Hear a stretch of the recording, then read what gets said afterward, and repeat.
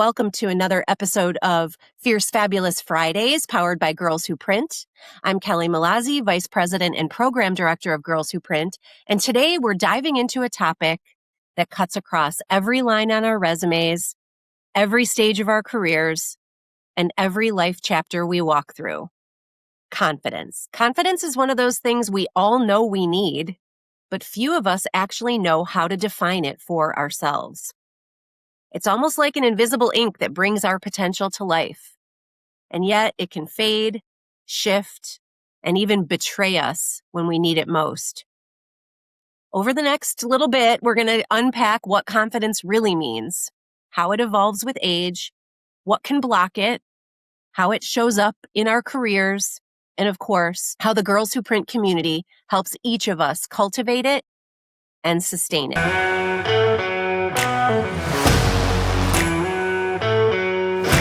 Start with a question for you. When you think of a confident person, who comes to mind? Maybe it's a mentor who speaks up in every meeting with ease. Maybe it's a student presenting their first idea like it's a headline moment. Or maybe, deep down, it's a version of you've seen before, but haven't felt in a while. We often mix up confidence with bravado, loudness, dominance, even perfection. But true confidence, it's quieter. It's the steady voice that says, I can handle this.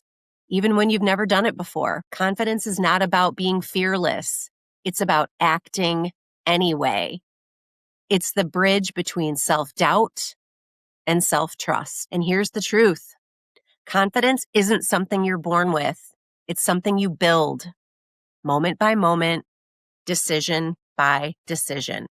When we're younger, students, new professionals, maybe fresh out of school, confidence often looks external. It's about proving ourselves. We want to be seen as capable, knowledgeable, worthy of being in the room. Fast forward 10, 20, 30 years, and confidence shifts. It becomes less about proving and more about belonging. It's anchored in experience, in all the times we have delivered, adapted, and recovered. But somewhere in that middle space, many women hit what I call the confidence crossroads. We start questioning, am I still relevant? Am I growing fast enough? Am I being valued in the same way I used to be? And this happens across every level, from students entering the workforce to executives mentoring others. The message I like to remind myself and every woman I coach is this: confidence doesn't expire, but it does need to be renewed. Like ink in a press, it dries up if you never refill it. And renewal can look like so many things. Learning a new skill, asking for help, saying no, or even giving yourself permission to rest.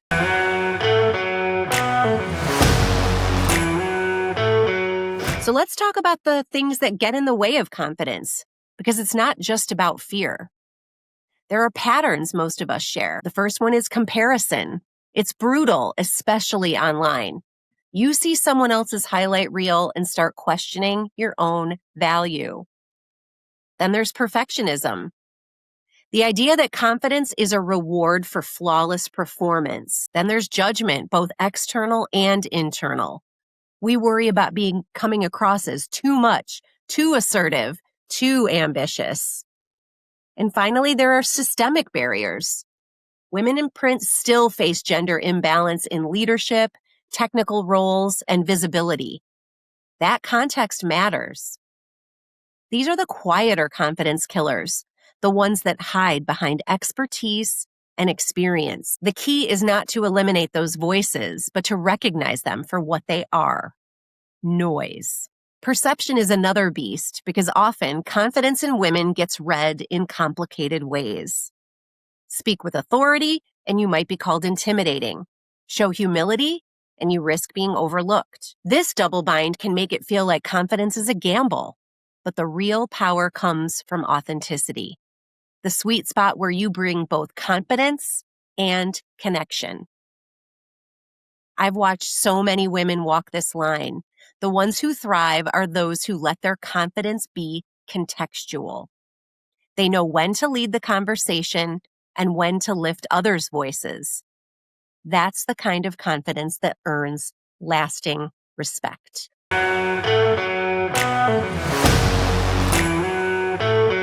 So how do we actually build confidence when it dips or when we're starting fresh? I like to think of confidence in 3 verbs: cultivate, curate, advance. So let's talk about cultivate. We need to treat confidence like a muscle. Practice it. Volunteer to present. Ask the question in the meeting. Talk about your wins out loud. Next is curate. Surround yourself with people who remind you what you're capable of. That means mentors, friends, colleagues, anyone who reflects your strengths back to you. And finally, there's advance. Move through fear by doing, not waiting. Confidence catches up to courage. I'm going to say that again. Confidence catches up to courage. You don't need to feel 100% ready. You just need to take one step, and momentum does the rest. And this is where the Girls Who Print community shines. We are the meeting place for women at every stage, from students just learning the craft to trailblazers leading entire organizations. We share stories, connect opportunities, and most of all, remind each other that we belong here.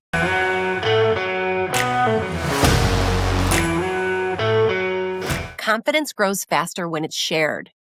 When you hear another woman say, "I've been there," it disarms the inner critic. That's what makes communities like ours so powerful, because collective confidence becomes a movement. So as you step into the rest of your day, I want you to ask yourself one question. Where can I show up with just a little more confidence today? Even if it's just 1% more than yesterday, whether you're speaking in class, leading a team, managing a client, or mentoring another woman in print.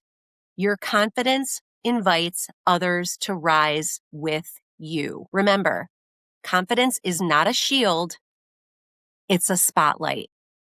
And when you shine it toward others, it multiplies. So thanks for being here for this Fierce Fabulous Friday with me. I can't wait to hear how you're building confidence and what new forms it takes on your journey. So let's stay fierce and stay fabulous. Empower long and prosper, my friends.